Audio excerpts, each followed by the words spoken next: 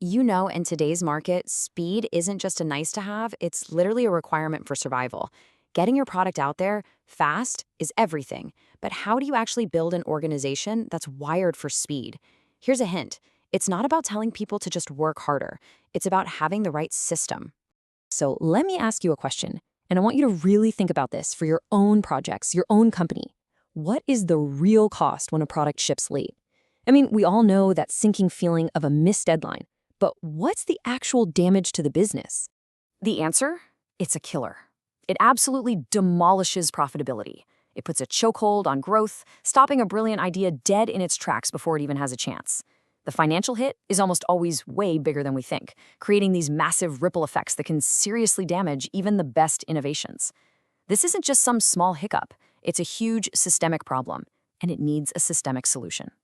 And that solution is exactly what we're going to dive into today. It's a whole philosophy, a system built from the ground up for one thing: speed. It's called Fast Time to Market, or FTTM for short. So, this FTTM system really stands on three core pillars. You've got to have the right product, deliver it at the right time, and this is the big one, you need the right team to make it all happen. Now, all three are absolutely crucial, but today we're going to zero in on the one that has the biggest, most direct impact on speed, building that perfect, high-velocity team.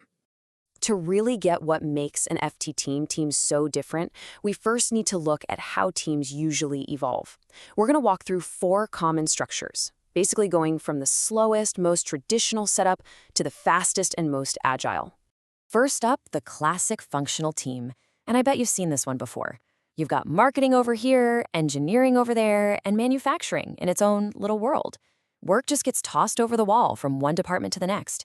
Communication is all indirect. It has to go up the chain of command and then back down. And the result? Well, it's painfully slow. And nobody, has real ownership of the project.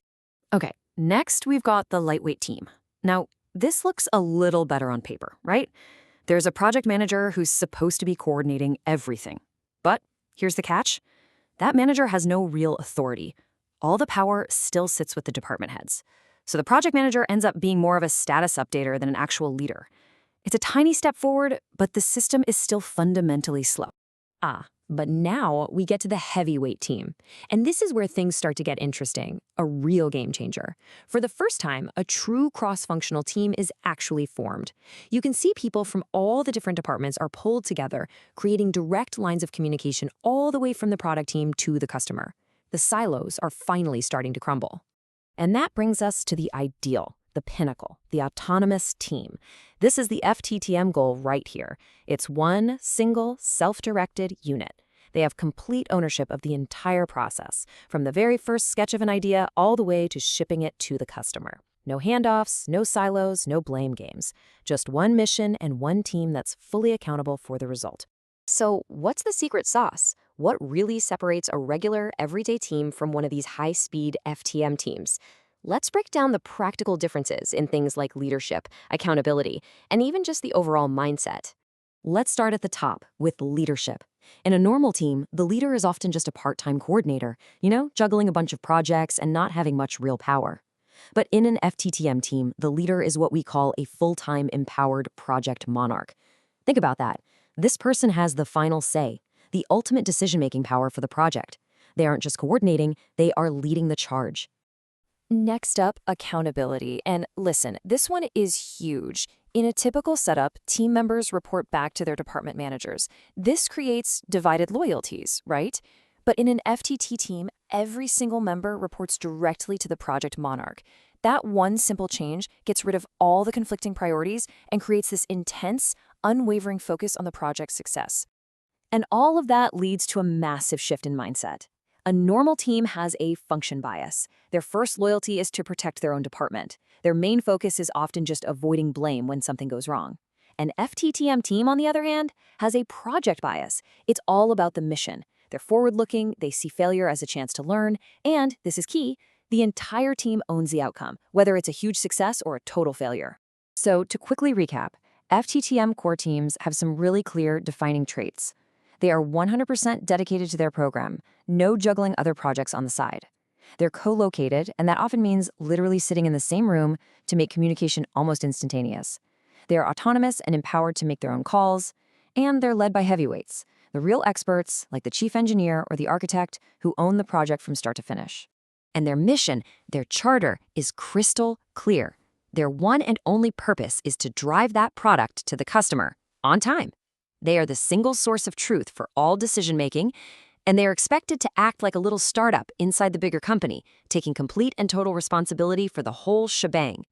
All right, so we have the structure, but let's talk about the people and the power dynamics. How do you actually empower a team to move this fast without everything just descending into total chaos? Well, it starts by putting the right leaders in the right seats. This isn't just a random group of people. It's a hand-picked leadership team.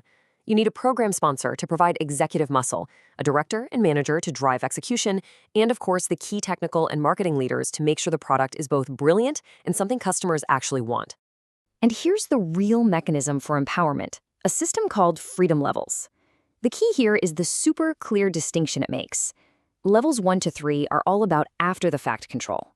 What that means is an expert on the team acts first and then reports what they did later. This is where your pros have to operate to keep things moving fast. Levels 4 and 5, basically waiting to be told what to do, that's only for people who are in training.